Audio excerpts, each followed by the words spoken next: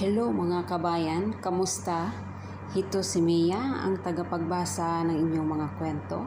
Kaya bago ang lahat, huwag kalimutang i-click ang notification bell, subscribe button at i-like na rin at mag-comment kung nagustuhan nyo ang kwentong ito.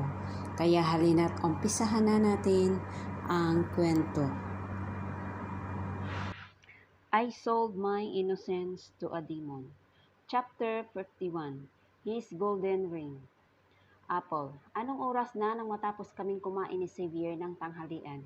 Marami ako kinain dahil abot ang lagay niya ng pagkain sa plato ko. He keep on saying na mukha na akong naglalakad na poste. Ang pangit ko na daw at ayaw daw niya ng pangit na manika. Kung hindi ko raw uubusin lahat ng mga pinaglalagay niya ay ibabalik niya ako sa doll shop na pinagbilhan niya.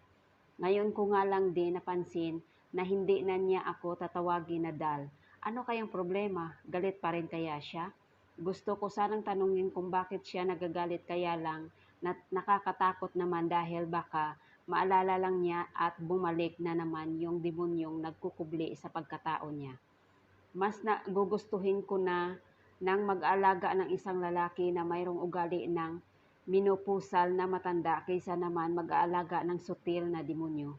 Hay, sana bago makayanan kong magstay rito sa bahay ng kasama siya, kunting tiis na lang naman kasi babalik na rin ako sa apartment dahil magpapasok ka na ulit. Matatapos na ang simbre sa makalawa kaya dapat bukas ay makauwi na ako. Sinabi ko na iyan kay boss pero hindi siya nagsalita kaya hinayaan ko na lang. Kasalukuyan akong nakaupo sa sofa at nanonood ng Powerpuff Girls nang lumabas ng kwarto ang magaling kong housemate. Nakasuot siya ng itim na jogger pants at itim na t-shirt. Nakasanda lang siya pero bakit may suot siyang wristwatch? Aalis ba siya? Kinunutan ko ng noo si boss na abalang-abala sa pagtitig sa cellphone niya. Mukhang may lakad nga ito. Get up and get dressed. Ako ba ang kausap niya? Gulat akong itinuro ng sarili ko at napaikot naman ang mga mata niya. Pansin kong magiging hobby na niya yan. Alam nga naman yung TV yung kausap ko, di ba? Oo nga naman, may point siya. Saan tayo pupunta? Kasi wala naman siyang sinabi na aalis kami ngayong araw kaya saan niya ako dadalhin? Aren't you going to change your clothes or do I need to do it? Naubusan na ng pasensya ang tono ng pananalita niya kaya naman upang hindi na siya magalit ay agad-agad akong tumayo at naglakad papunta sa kwarto. Sungit, may period na naman siguro. Bulong ko nang medyo makalapit ako sa kanya. Nakita ko pa nga ang pagtalim ng titig niya ngunit hindi ko na lang pinansin yun. Mag-iinarte pa sana ako kaya lang narinig ko nang nagbibilang siya kaya wala na akong nagawa pa kundi ang magmamadaling magbihis. Simple lang ang sinuot ko dahil wala naman akong ekstrang mga pang-alis. Sinuklay ko na lang din ang buhok ko at bago pa man matapos ang pagbibilang ni boss ay agad-agad na akong lumabas sa kuta ko. Haya na naman ang bumungad sa akin ang magkakasalubong niyang mga kilay. Printing nakaupo si Xavier sa sofa. Nakadikwatro pa ito at nakahalukip-kip habang punong-puno ng pag-inip akong hinihintay. Yung totoo, wala pa yatang 5 minuto akong gumagayak tapos kung makaasta na siya akala mo ay 1 oras akong nagpapalit ng damit. Kinunutan ko rin ng noo ang lalaki. Anong problema mo? Tanong ko ngunit hindi man lang niya ako sinagot dahil tumayo na siya at dahan-dahang naglakad palabas ng bahay. Bakit may dalang scarf yun? At saka aalis kami tapos hindi pa siya magaling? Ano bang iniisip ni Xavier? Apple, ito na. Agad-agad na akong tumakbo palabas at nakitang nakabukas na ang makina ng kotse niya. Hala, aalis nga talaga kami, hindi ko maiwasan ang sunod-sunod na mapalunok at iba't ibang senaryo ang pumapasok sa isip ko.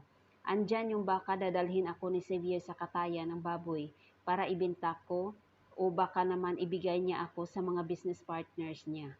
Wah, ayaw ko pang mamatay, naiiyak kong sinulyapan ang lalaking katabi ko at abala sa pagmamaneho. Wala na namang nag-iba sa itsura niya. Gwapo pa rin naman siya kaya lang, bakit ba kasi may dalang siyang scarf? Mas lalo lamang akong kinakabahan at wala nang nagawa kundi ang mapalubog na lamang sa kinauupuan ko. Lord, ikaw na po ang bahala sa akin. Why are you getting so pale? Nagtatakang tanong ni Xavier nang huminto kami saglit dahil naka-red ang traffic lights. Nakahawak ang isang kamay niya sa manibela habang ang isang naman ay nakapatong sa nakabukas na bintana nitong kotse. Mukhang mas gusto ni boss ang natural na hangin. Nature lover ba siya? Bakit hindi halata? Nilunok ko muna ang kung anong bagay na nasa lalamunan ko bago ko siya sinagot. Ibibinta mo ba ako ngayon? Yun lang ang naisip kong dahilan kaya sinama niya ako ngayon. Kumunot naman ang noo ni boss at hindi ko alam kung namamalikmata ba ako o hindi, pero nakita akong napangiti siya. Dahil lang sa nakita akong iyon ay kusa ring gumalaw ang labi kong upang ngumiti. Nababaliw na yata ako dahil sa ginawa ko ay nawala tuloy ang ngiti na nakaplaster sa mukha niya. Napalitan iyon ng simangot. Are you not on your right mind? Tanong pa ng magaling kong boss baka niya pinaandar ang kotse. Kasi nakaguna, umiling na lamang ako dahil hindi ko feel na sumagot sa kanya. Hihintayin ko na lang siguro kung kanino ako ibibigay ng lalaking ito. I'm bored, I want to do something. Tahimik na ang paligid at hindi na ako nagtatanong nang bigla siyang nagsalita. Para siyang may kausap na multo. Sino kaya ngayon ang parang baliw sa aming dalawa? We're going to GR Mall. Simpleng asik niya sabay liko ng sasakyan. Napatigil naman ako dahil sa narinig ko, hindi niya ako ibibinta. Ha ha ha ha, kinakabahan ako sa wala. Akala ko ay ito na ang huling araw ko. Buti naman pala ang tinatamad lang ang lalaking ito. At saka teka nga, GR Mall, narinig ko na iyang mula kanina, Ma'am Breeze. Yung mall na iyon ay exclusively para sa mga kaya lang na maka-afford ng membership. Hindi kami makakapasok kung wala kaming cards at hindi member si boss, kaya paano kami makakapasok doon? Ayon pa, kay ma'am ay mahal daw ang mga damit doon at mga bilihin dahil halos lahat ay galing sa mga sikat at foreign nose brands. In short, para lang iyon sa mga mayayaman kaya paano ako makakapasok doon? Si boss, mana kasi mayaman naman talaga siya pero ako hindi. Nag-aalala kong tinignan si boss sa seryosong-seryoso pa rin sa pagmamaneho. Boss, hindi ako pwede doon, wala naman akong card at saka hindi ako mayaman. Balita ko rin kasi doon tumatambay yung mga maaarting anak ng mayayaman.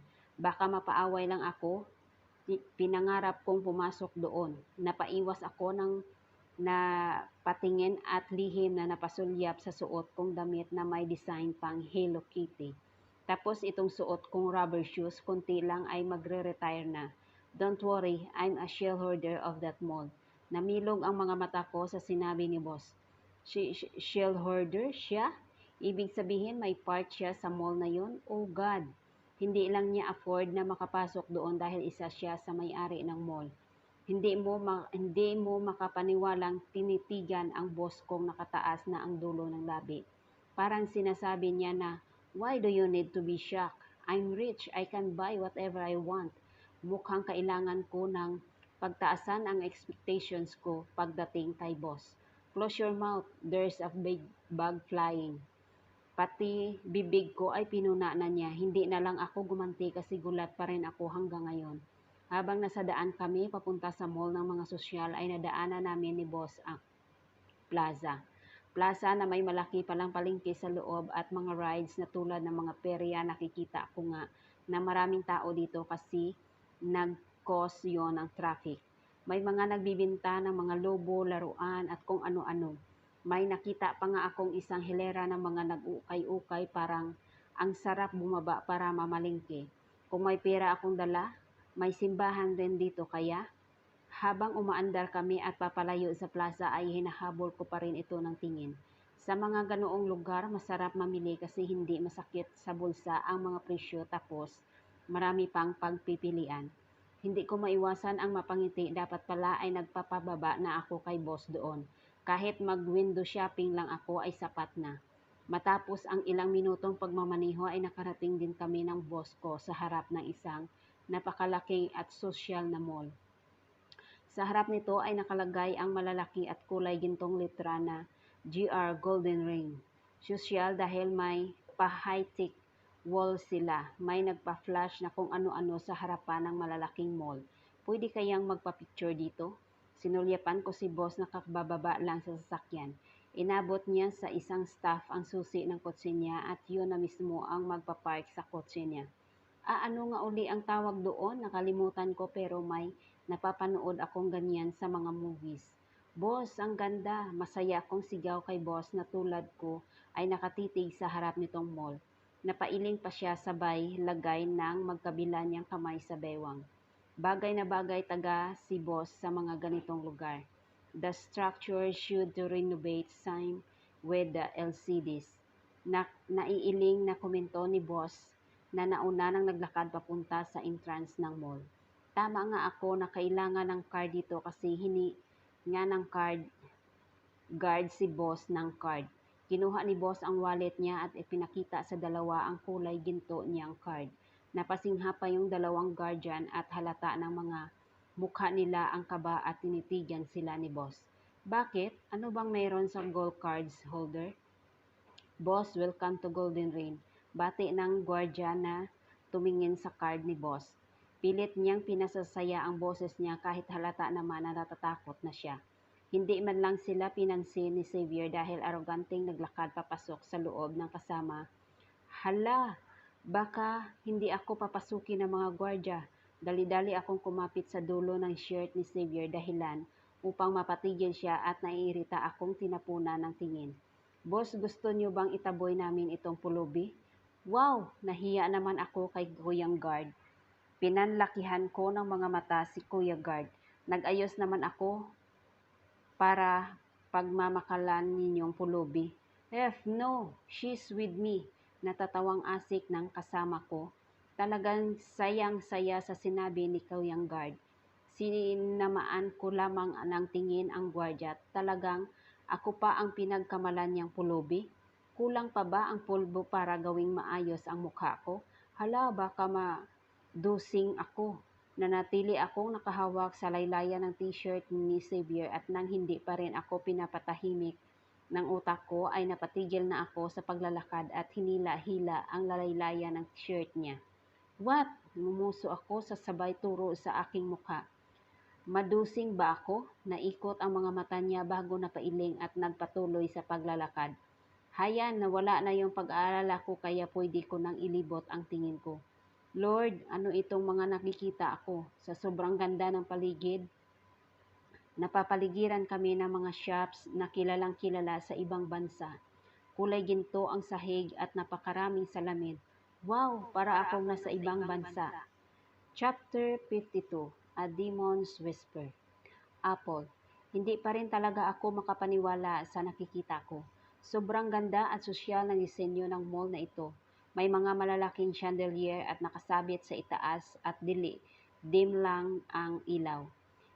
Alam nyo, yung pinakasosyal na version ng mga malls, ganoon ang datingan ng lugar na ito. 4 na palapag raw ito, sabi nung nakita ko. Sa pinakaitaas yung cinema, playground at other forms of entertainment. Sa 3rd floor, ang mini casino at iilang bar. Sa 2nd floor, ang mga restaurants at ang pagkain kasama na ang malaking grocery store. Tapos dito sa 1st floor, ang mga boutiques at mga bilihan ng mga kung ano-ano damit tulad ng sapatos, damit, gamit sa bahay at iba pang kailangan ng tao. Puro sikat na brands ang nakikita ko tapos well-organized ang mga employees na nakatayo lang sa labas at tuwing may makikitang customer ay yumuyuko ang mga nagigigreet. This is indeed for wealthy brats. Hindi ko makapaniwalang tinignan ni boss anong pumasok sa isip nila at napag-isipan nilang gumawa ng ganitong klase ng business. Mall na merong bar at mini casino? Saan tayo unang pupunta? Halos pabulong kong tanong sa boss ko na hindi man lang yata nababahala sa mga tingin na binabato sa amin ng ibang nandito. Sa totoo niyan, ang lalagkit ng tingin sa kanya ng mga babae. Tapos pagdating sa akin ay punong-puno ng pandidiri kung makatitig sila. Nakakainis naman kasi si Kuya Guard. Paano niya ako napagkamala na pulubi? Matino naman itong itsura ko ah. You need clothes? Maikling si John ng boss ko at hindi man lang ako tinatanong kung gusto ko nga ba ng damit dito sa lugar na to.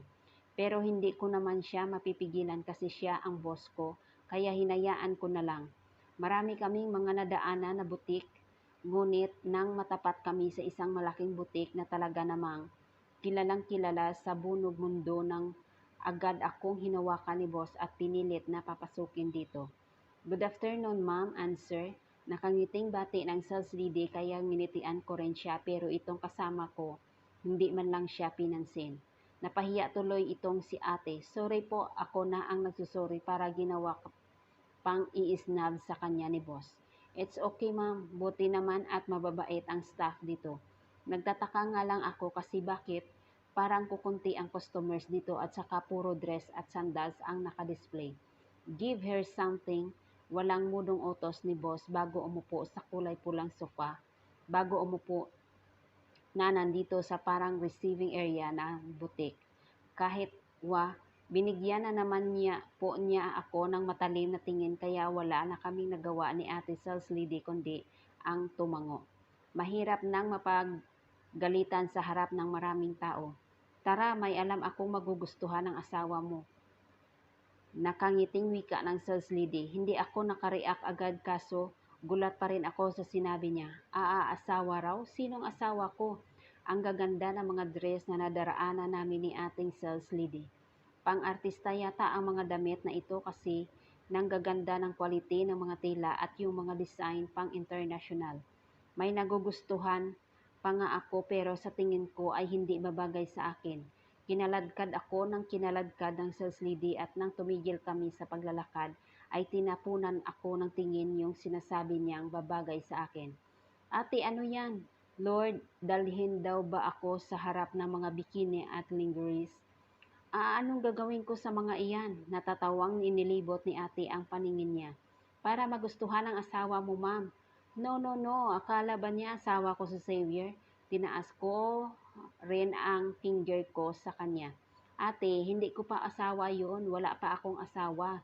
Sorry naman kung masyado akong galit. Ikaw ba naman kasi ang mapagkamala ng asawa ng anak na sita na iyon?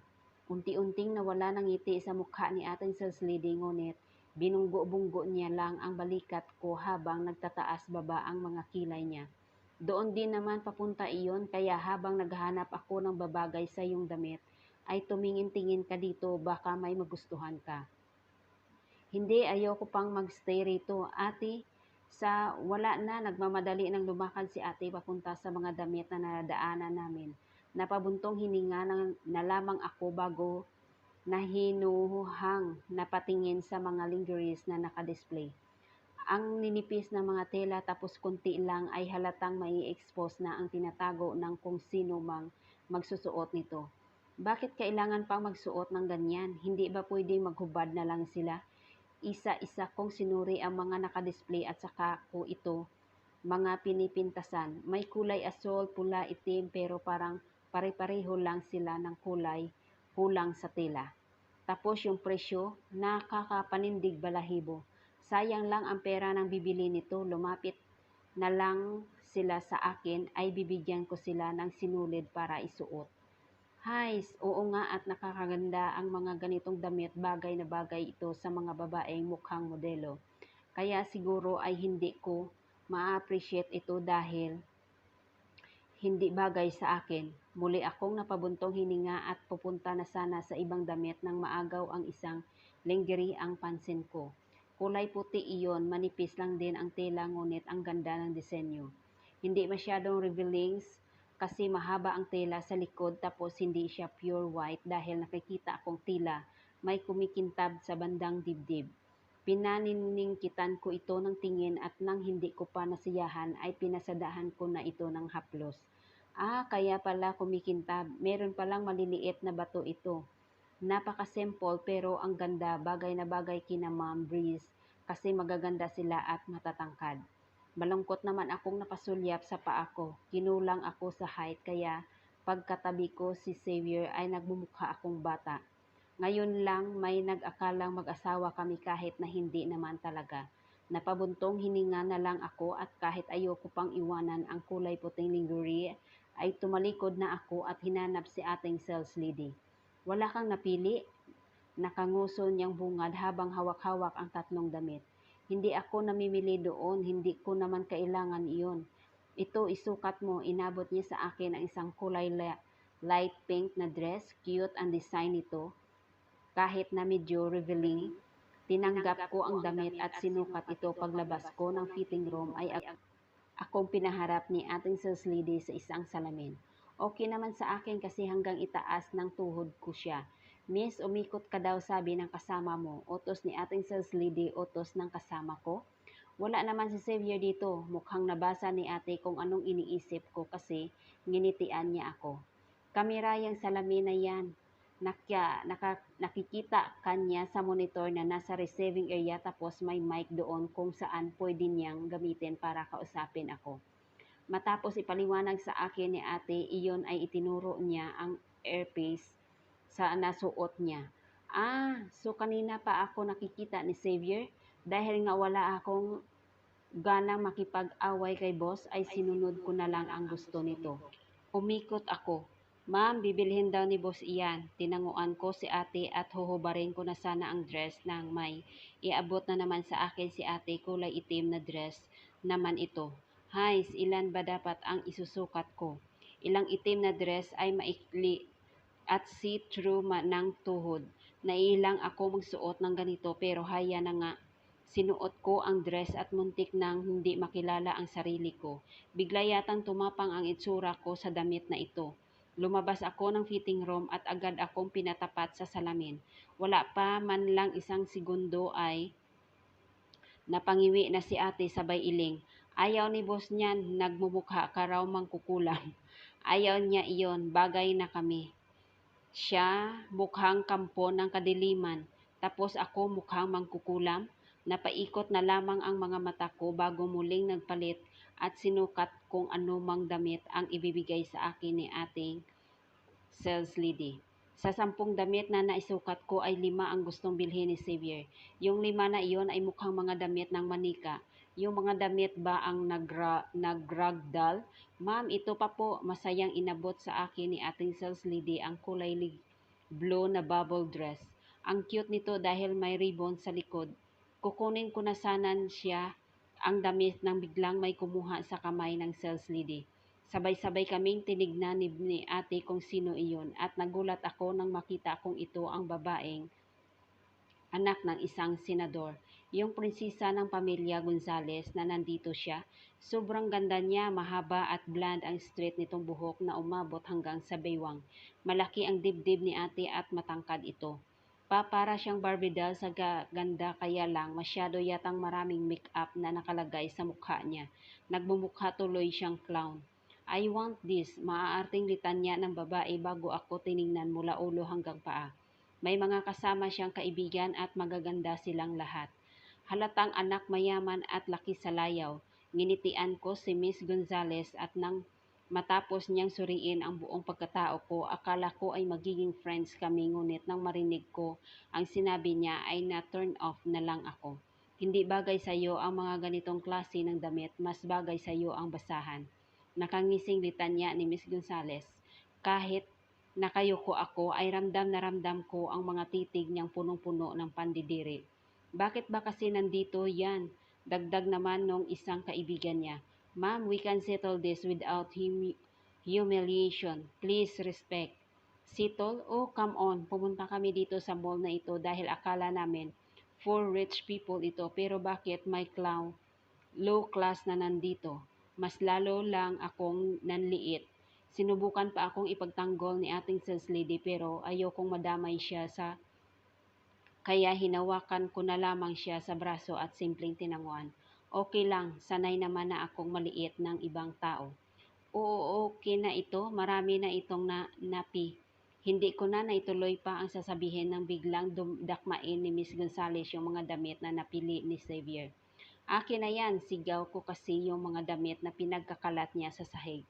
Ano bang problema ng babaeng ito? Wala naman kaming ginagawa sa kanya ha. Hindi ko alam na ganito pala ang ugali ni Gonzales na ito. Pag kasi ang napapanood ko siya sa TV, mukha namang mabait siya. Pero may tinatago palang sama ng ugali.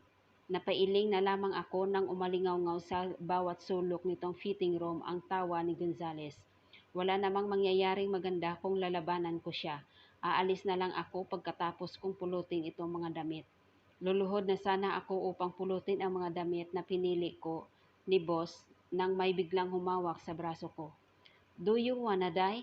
Ang nakakakilabot na boses na iyon na ang napatigil sa nakakabinging tawa ng mga babae. Ang boses na iyon, kilala ko kung sino ang may-ari. Dahan-dahang gumalaw ang ulo ko upang tingnan kung sino ang may-ari ng kamay na nakahawak sa braso ko at nakita kong si boss ito. Unti-unting nawala yung lungkot at sakit na kanina ko pa nararamdaman. Sino ka ba? Pinagbabantaan mo ba ako? Maarting tanong ni Gonzales kay boss. Napahalukip-kip pa ang babae at sa siguro ay ma-realize niyang gwapo si Xavier ay natunaw ang inis niya para sa kasama ko. Pero ibang-iba ang lagay ni boss. Konti na lang at masasabi kong sasabog na ito dahil sa sama ng titig niya sa babaeng kaharap namin. Does it matter?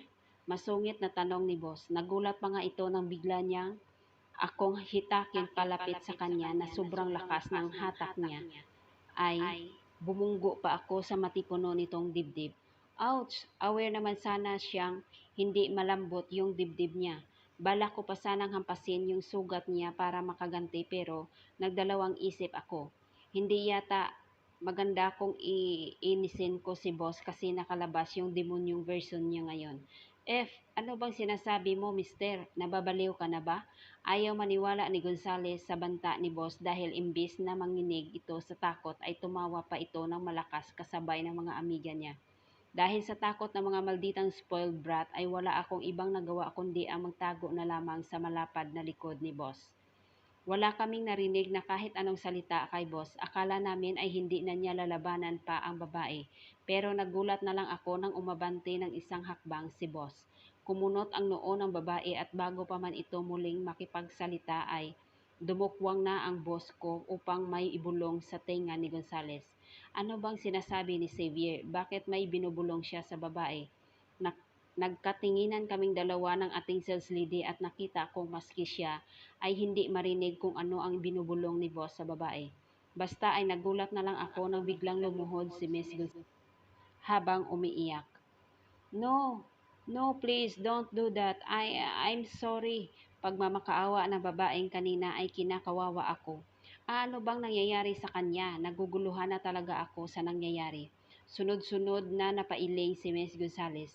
Nakakawa na siya. Punong-puno na siya ng luha ang maganda niyang mukha ay kahit na nakadress ito ay hindi na nagdalawang isip na lumuhod sa harapan namin ni Xavier. Anong binulong ni boss sa kanya? Bakit ganito siya katakot? Sunod-sunod ang nagawa kong pag-atras dahil sa kaba at pagtataka. Please don't do it. I'm begging you. Gagawin ko ang lahat ng gusto mo. Pagmamakaawa niya sa lalaking wala man lang yatang nararamdaman na kahit anong awa. Ang tanging ginawa ni Xavier ay ang ikuyom ang kamao niya at talikuran ang babaeng nagmamakaawa sa kanya. Nagkasalubong ang mga tingin namin ni Xavier at hindi na maiwasang taasan ng balahibo ang nakita kung gaano kalapad ang ngisi niya. Para siyang demonyo, parang bumalik na naman siya sa dating gawin niya kung saan takot na takot ako tuwing makikita ko siya. Come on, yon lang naman ang sinabi ng lalaki bago lumakad paalis.